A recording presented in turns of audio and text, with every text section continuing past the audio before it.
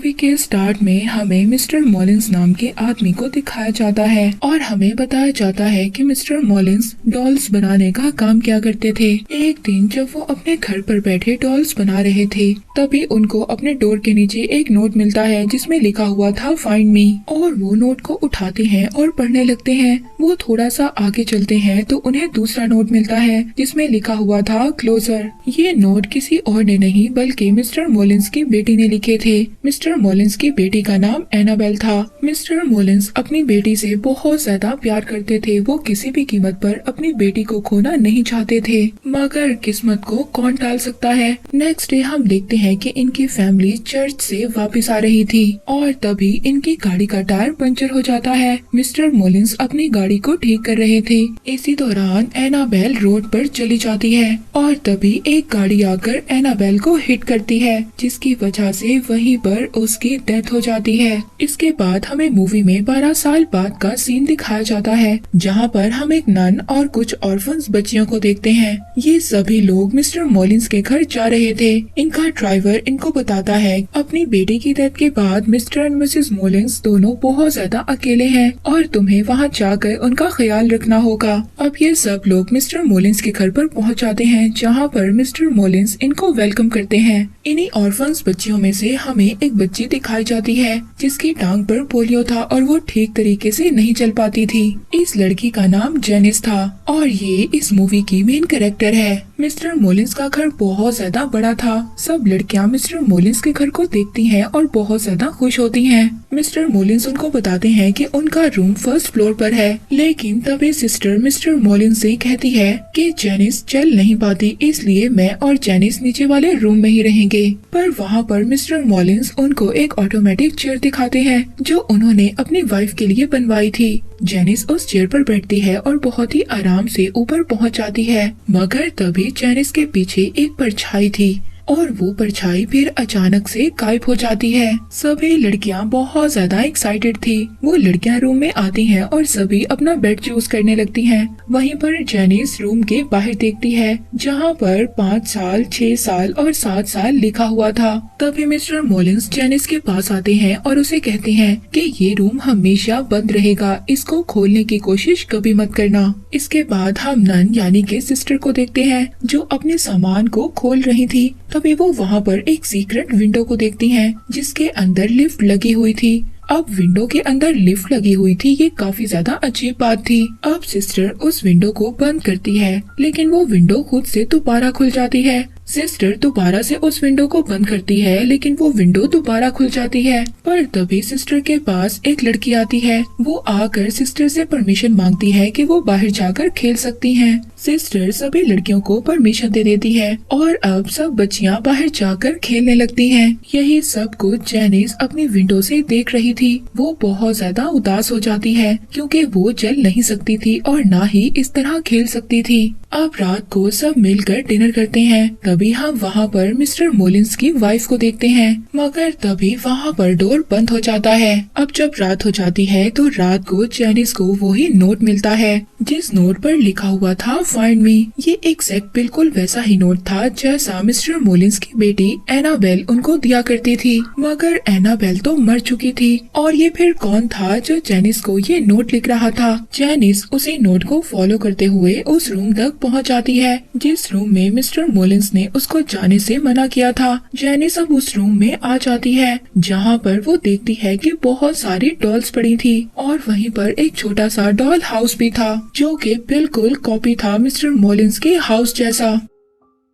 और तभी जेनिस को उस घर से एक चाबी मिलती है। ये चाबी दरअसल वहाँ पर पड़ी हुई कबर्ड की थी। जेनिस उस चाबी को उठाती है और कबर्ड को खोल लेती है। यहाँ पर एनाबेल की डॉल पड़ी हुई थी। ये डॉल दिखने में बहुत ज्यादा हॉरर थी, मगर जेनिस उस डॉल को देखती है और कबर्ड बंद कर देती है, लेकिन वो कबर्ड दोबारा से खुल जाती है। जेनिस दोबारा उस कबर्ड को बंद करती है, लेकिन वो कबर्ड फिर दोबारा से खुल जाती है। ऐसा लग रहा था कि एनाबेल उसको अपने पास बुला रही है। अब जेनिस उस डॉल पर एक कपड़ा डाल देती है, मगर जेनिस जब विंडो से बाहर देख रही थी तो मिस्टर मॉलिंस उसको देख लेते हैं और अब जब जैनिस वहाँ से मिस्टर मॉलिंस को देखकर जाने वाली थी, जब वो पीछे मुड़ती है तो देखती है कि डॉल चल रही थी। जैनिस के पास वो डॉल चल कर आती है और अचानक से गायब हो जाती है। जैनिस उस डॉल को देखकर बहुत ज्यादा डर जाती है, घबरा जाती है। उसको कुछ भी समझ नहीं आ रहा था कि उसके साथ क्या हो रहा है। वो जल्दी से भागती है और भागकर अपने रूम में आकर छुप जाती है। इसके बाद मिस्टर मॉलिंस भी उसको नहीं देख पाते। नेक्स्ट डे हम देखते हैं कि सब लड़कियां बाहर खेल रही थी, मगर जैनिस सिस्टर को कन्फ्रंट करती है कि वो रात को उसी रूम में गई थी जहाँ पर मिस्टर मॉलिंस ने उसको जाने से मना किया था।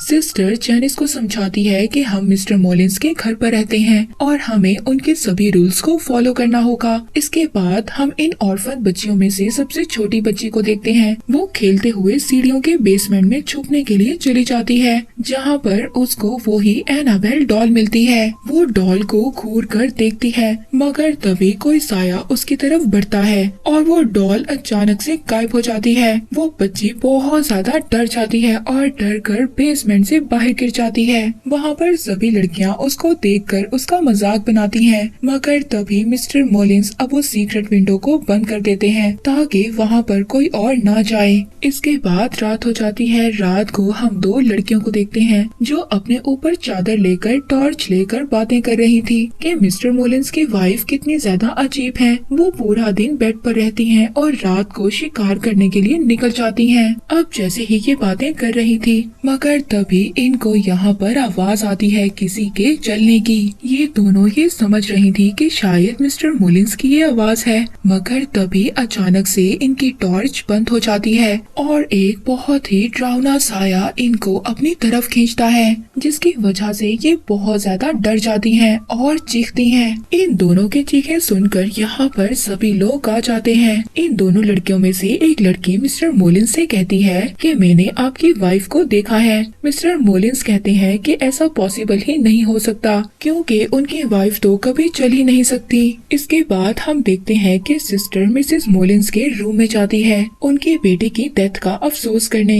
यहाँ पर हम मिसेस मॉलिंस को पहली बार देखते हैं। वो हमेशा मास्क पहनकर रखती थी। वो ऐसा क्यों करती थी ये बात हमें आगे जाकर पता चलेगी। और हम देखते हैं कि ये सारी बातें जैनिस बाहर खड़ी सुन रही थी। जैनिस वहीं पर एनाबेल और उसकी डॉल की पिक्चर को देखती है और उसको उतार कर वो अपने पास रख लेती है। इसके बाद रात को दोबारा से जैनिस उसी रूम में जाती है, मगर इस बार उसके साथ वो छोटी बच्ची भी होती है। वहाँ पर वो छोटी बच्ची उस एनाबेल के डॉल पर कोई टॉय फेंकती है, जिससे वो डॉल उसको बहुत ज्यादा गुस्से से देखती है। वो छोटी बच्ची लिंडा ये सब कुछ देखकर बहुत ज्यादा डर जाती है और वहाँ से चली जाती है, लेकिन जैनिस अभी भी इसी रूम में थी। जैनिस को वहाँ पर एनाबेल नजर आती है। ये एनाबेल नहीं, ये एनाबेल की सोल थी जो एक मिरर की तरफ देख रही थी। जैनिस एनाबेल से कहती है कि बताओ तुम्हें क्या चाहिए, मैं तुम्हारी मदद कर सकती हूँ, बताओ मुझे क्या चाहिए। और अब जैसे ही जैनिस की बातें एनाबेल सुनती है,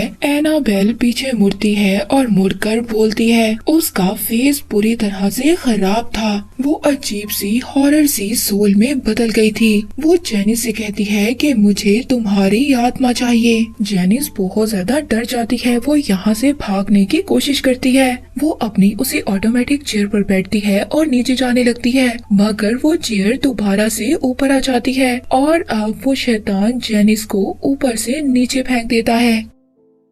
अब इसी तरह सुबह हो जाती है। सुबह को मिस्टर मॉलिंस जैनिस का इलाज करवाते हैं। जैनिस सिस्टर को बताती है कि इस घर में कोई शैतान है जो मुझे मारने की कोशिश कर रहा है, क्योंकि मैं सबसे ज्यादा कमजोर हूँ। मेरी सोल सबसे ज्यादा वीक है। सिस्टर जैनिस को समझाती है कि तुम्हारी बॉडी जरूर वीक है, लेकिन तुम्हारी सोल बिल्कुल भी वीक नहीं है, वो हमसे भी ज्यादा स्ट्रॉन्ग है। इसके बाद हम देखते हैं कि रात को लिंडा को उसी रूम से आवाज आती है। वो उसी रूम के पास जाती है और पास जाकर वो बाहर ही से देखती है। वो देखती है कि वो डॉल चेयर पर बैठकर झूले ले रही थी। ये बहुत ज्यादा अजीब था। वो बहुत ज्यादा डर जाती है, मगर लिंडा फिर भी देखना चाहती थी क्या इस रूम में वाकई ही कोई शैतान है। वो अपनी टॉय गन से एक रस्सी बांधती है और उस रूम की तरफ करती है, मगर तभी वो शैतान उसकी वो टॉय गन छीन लेता है। लिंडा बहुत ज्यादा डर जाती है और डर कर कर अपने बेड पर जाकर छुप जाती है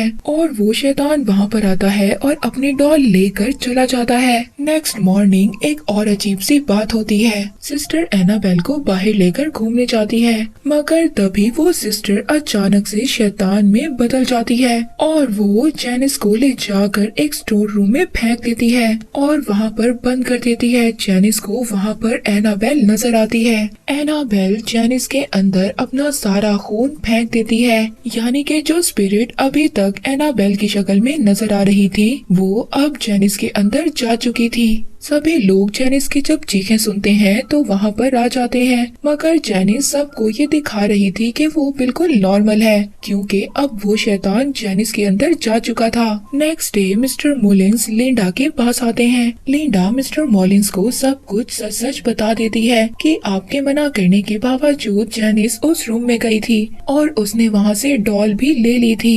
ये सब बातें सुनकर मिस्टर मोलिन्स को बहुत ज्यादा गुस्सा आता है और वो घबरा भी जाते हैं। वो जल्दी से घर के अंदर जाते हैं, जहाँ पर जाकर वो देखते हैं वो डॉल चेयर पर बैठी थी और साथ ही वहाँ पर उनको अब एक नोट भी मिलता है जिसमें लिखा हुआ था कि डैडी मैंने आपको ढूंढ लिया है। पर तभी वहाँ पर मिस्टर मोलिन्स को जेनिस भी नजर आती है। मिस्टर मोलिन्स जेनिस से पूछते हैं कि मैंने तुम्हें मना किया था उस रूम में नहीं जाना, मगर तभी जेनिस अंधेरे में जाकर गायब हो जाती है और उसकी बॉडी से कोई अजीब सी चीज बाहर आती है। ये वही शैतान था जो जेनिस के अंदर था। मिस्टर मोलिन्स उसकी तरफ क्रॉस का साइन करते हैं, मगर अब वो शैतान एक एक कर मिस्टर मोलिन्स की फिंगर्स को तोड़ देता है और इसके बाद मिस्टर मोलिन्स को भी मार देता है। बेचारे मिस्टर मोलिन्स की भी अब डेथ हो गई थी। सिस्टर जल्दी से जब मिस्टर मोलिन्स की चीख को सुनती है तो अंदर आती है। वो आकर देखती है कि मिस्टर मोलिन्स की बॉडी अजीब सी हालत में पड़ी थी।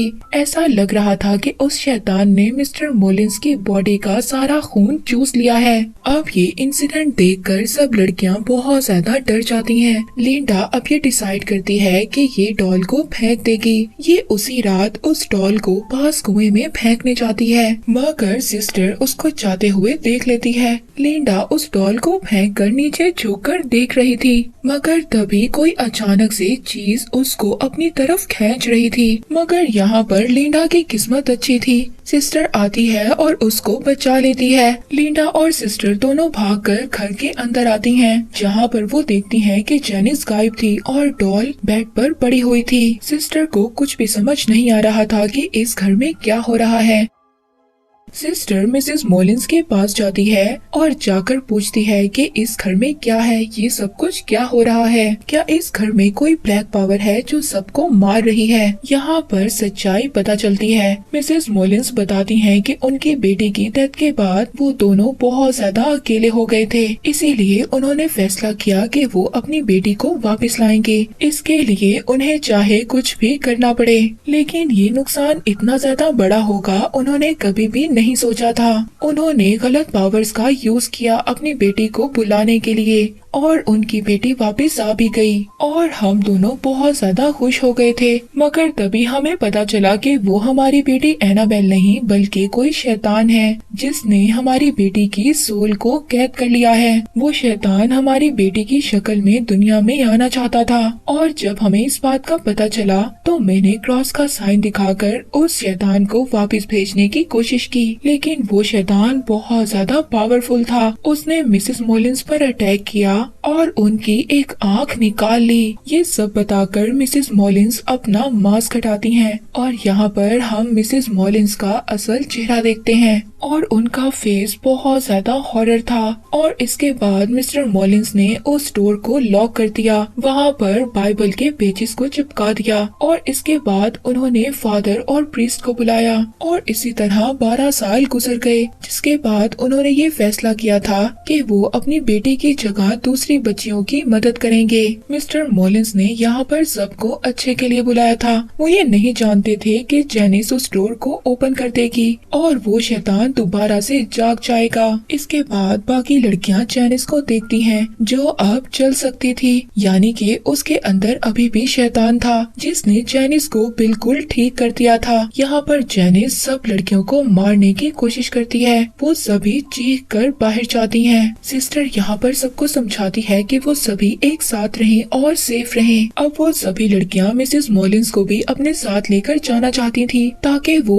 उनकी भी केयर कर सके। तभी जब वो उनके रूम में जाती हैं तो जाकर वो अजीब सा नजारा देखती हैं। वो देखती हैं कि उस शैतान ने पहले ही मिसेस मॉलिंस को मार दिया था और मार कर उनकी आधी बॉडी को दीवार पर लटका दिया था। ये देखकर सभी लड़कियां बहुत ज्यादा डर जाती हैं। वो चीखती हैं और बाहर चली जाती हैं। सिस्टर वहाँ पर लिंडा और दूसरी बच्ची को बचाने जाती है, मगर तभी वहाँ पर जैनिस भी आ जाती है। सिस्टर जैनिस के सामने बाइबल पढ़ने लगती है। तभी जैनिस सिस्टर को उठाकर एक मिरर में दे मारती है, जिसके बाद जैनिस के अंदर जो शैतान था वो वहाँ पर सभी लड़कियों को तंग करने लगता है। इन्हीं में से एक लड़की कॉटेज में जाकर छुप जाती है। तभी वहाँ पर शैतान उसको मारने की कोशिश करता है। दूसरी तरफ लिंडा जैनिस से बचने की कोशिश कर रही थी। जैनिस लिंडा के पीछे थी और उसको मारना चाहती थी। लिंडा तभी उस सीक्रेट विंडो को ओपन करती है जिसमें वो देखती है कि मिसेस मॉलिंस जो मर चुकी थी मगर अब उनकी बॉडी में जान आ गई थी और वो लिंडा की तरफ आ रही थी।